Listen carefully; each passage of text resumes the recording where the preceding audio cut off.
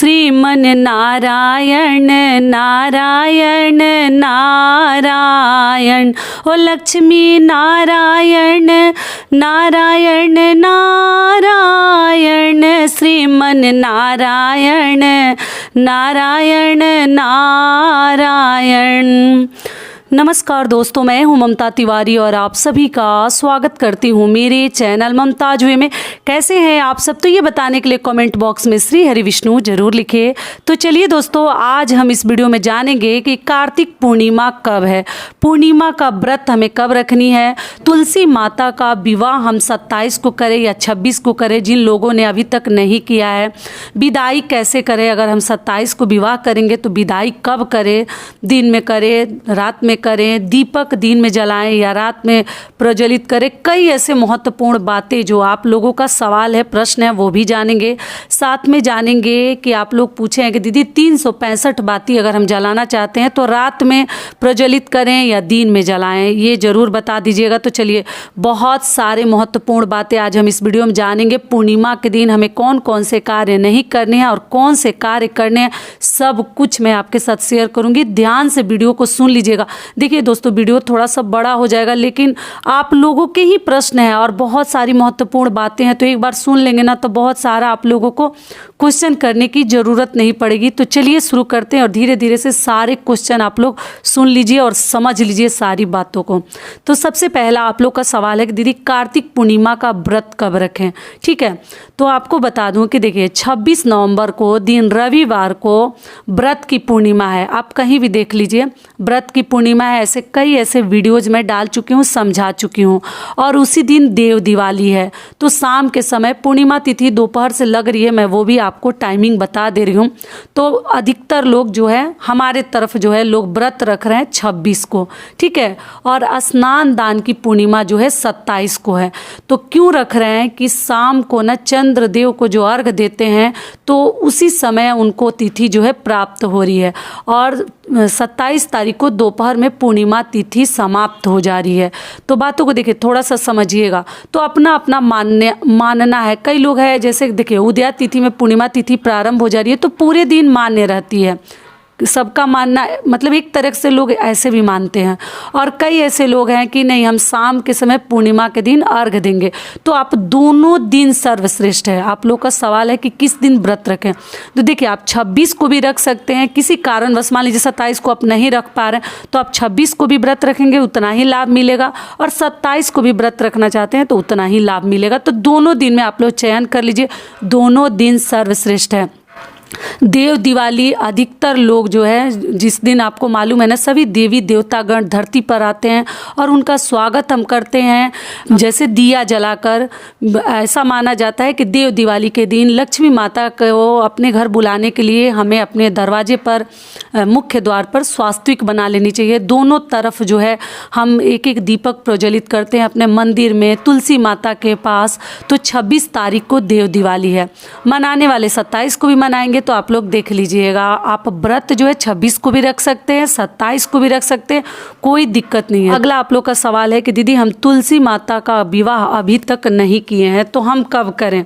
तो देखिए, तुलसी माता का विवाह नियम है कि एकादशी से लेकर और पूर्णिमा तक आप विवाह कर सकते हैं। बहुत ही उत्तम, ये 5 दिनों का दिन है, इसमें आप लोग कर सकते हैं। लेकिन वहीं पर बात रह गई कि 26 तारीख को आप लोग बोले हैं कि दीदी 26 तारीख को हम विवाह रचा सकते हैं। तो देखिए, जब पूर्णिमा तिथि दोनों दिन है तो 26 को मत कीजिएगा। क्यों मत कीजिएगा कि रविवार है, देव दिवाली है, उस दिन व्रत उस दिन रखेंगे। लेकिन रविवार को तुलसी माता को थोड़ा सा स्पर्श करने में मन में अच्छा नहीं लगता है, फिर पत्ते झड़ेंगे, कहीं से कुछ टूट जाए, गिर जाए, तो इसलिए रविवार को आप लोग विवाह ना करें। ठीक है, आप जो है सोमवार को 27 नवंबर को दिन सोमवार को ही, जिनका अभी तक नहीं हुआ है वो लोग विवाह कर ले तो ज़्यादा बेहतर होगा। अब चलिए, अगला आप लोग का सवाल है कि दीदी हम तुलसी जी का विवाह कब करें, रात में करें या दिन में करें। तो देखिए 27 तारीख को दिन सोमवार को आप लोग विवाह रचिएगा। तो नियम है विवाह हमें शाम को ही करनी चाहिए, सुबह में तो नहीं करते हैं। लेकिन कई ऐसे लोग पूछे हैं कि दीदी हम लोग को कहीं जाना है तो क्या कर सकते हैं। तो जी अगर मान लीजिए ऐसी कुछ मजबूरी है तब आप लोग कीजिएगा, लेकिन विवाह हमें शाम को ही रचानी चाहिए, बाकी आप लोग देख लीजिएगा, ठीक है। तो 27 तारीख को ही विवाह कीजिएगा, रविवार के दिन। ना हमें विदाई करनी है, मतलब 26 नवंबर को, ना हमें विवाह रचानी है, क्योंकि रविवार के दिन तुलसी माता को स्पर्श नहीं किया जाता। बातों को थोड़ा सा समझिएगा, आप लोगों के लिए बहुत अधिक लाभकारी होगा।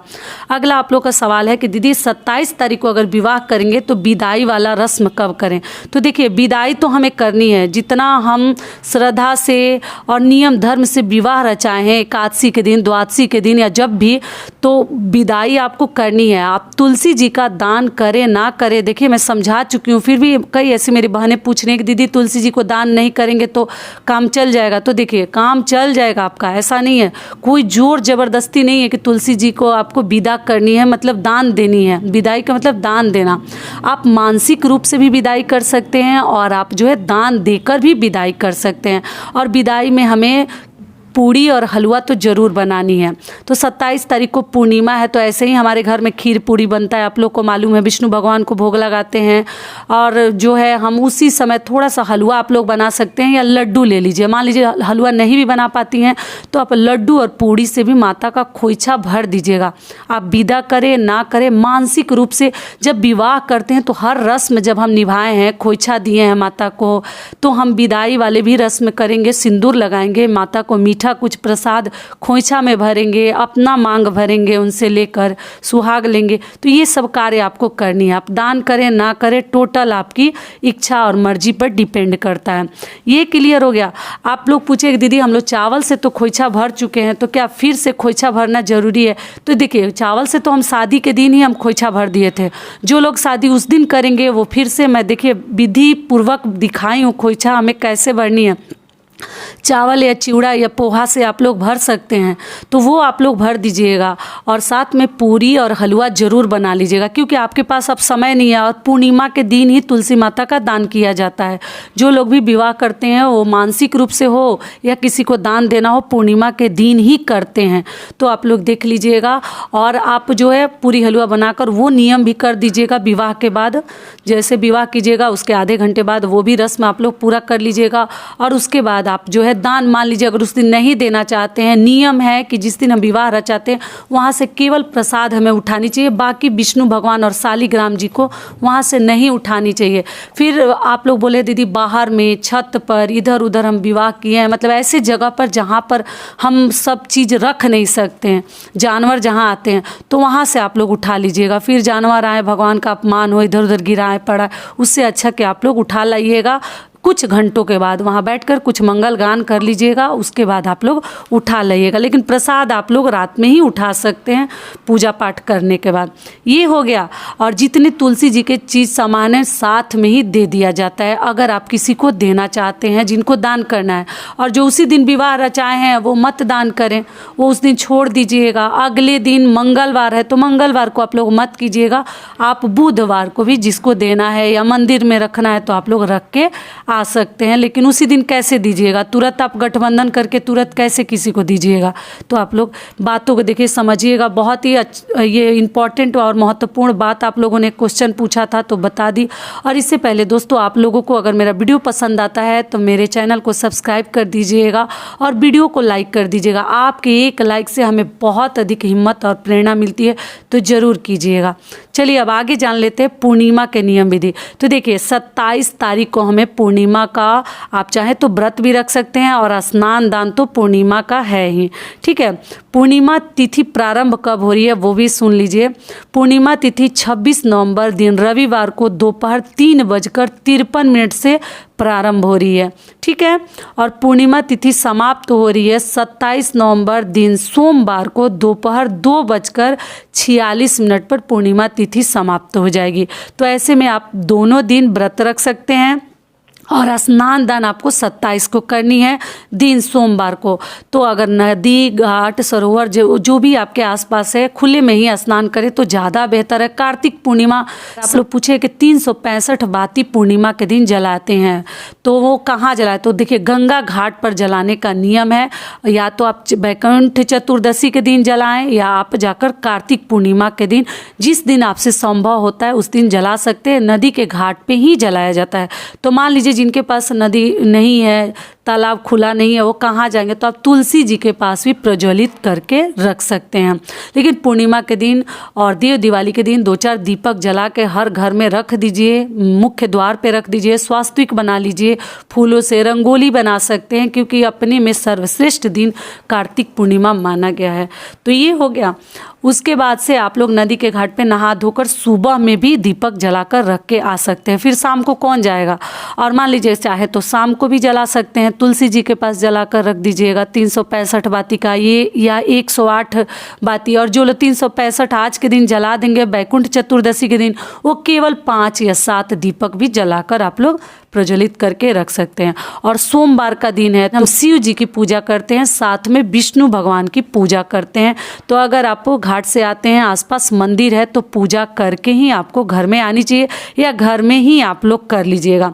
सारी बातें क्लियर हो गई। अब चलिए आगे जान लेते हैं कि हम जो है उस दिन कौन कौन से कार्य हमें नहीं करने हैं।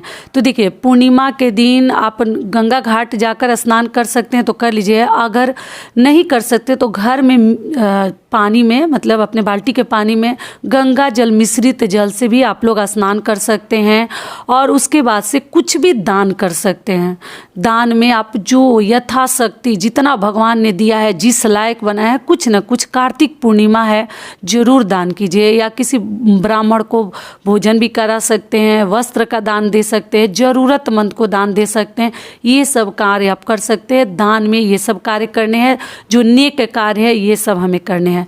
अब चलिए जान लेते हैं कि कौन से ऐसे कार्य हमें पूर्णिमा के दिन नहीं करने हैं। तो देखिए, 27 तारीख को आप लोग ध्यान रखिएगा कि पूर्णिमा के दिन आप लोग बाल मत धोइएगा। पूर्णिमा के दिन बाल नहीं धोते हैं, बाल नहीं कटवाते हैं, और पूर्णिमा के दिन नाखून नहीं काटते हैं। इस बात का आप लोग ध्यान रखिएगा कि आपके द्वारा ये गलती ना हो, क्योंकि पूर्णिमा और अमावस्या के दिन ये सब कार्य करना निषेध माना गया है। बिल्कुल शुभ नहीं होता, इसका सही परिणाम नहीं मिलता, तो आप लोग मत कीजिएगा।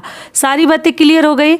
और विवाह आप लोग रचा लीजिएगा। और जो लोग खोइछा चावल से भर दिए हैं वो अब दोबारा नहीं भरेंगे, वो केवल पूरी हलवा बनाकर नियम विधि कर दीजिएगा। मैं करके वीडियो डाल चुकी हूँ, सारी बातें आप लोग अच्छे से पहले समझ लीजिएगा, तब आप लोग कीजिएगा। तो ये वीडियो मेरा यही तक का था। आशा करती हूँ, उम्मीद करती हूँ कि इस वीडियो से आप लोगों को बहुत अधिक लाभ मिलेगा। फिर मिलती हूँ एक नए वीडियो में, तब तक के लिए नमस्कार।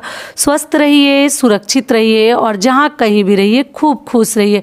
और वीडियो पसंद आता है तो चैनल को सब्सक्राइब कर दीजिएगा और वीडियो को लाइक कर दीजिएगा। धन्यवाद।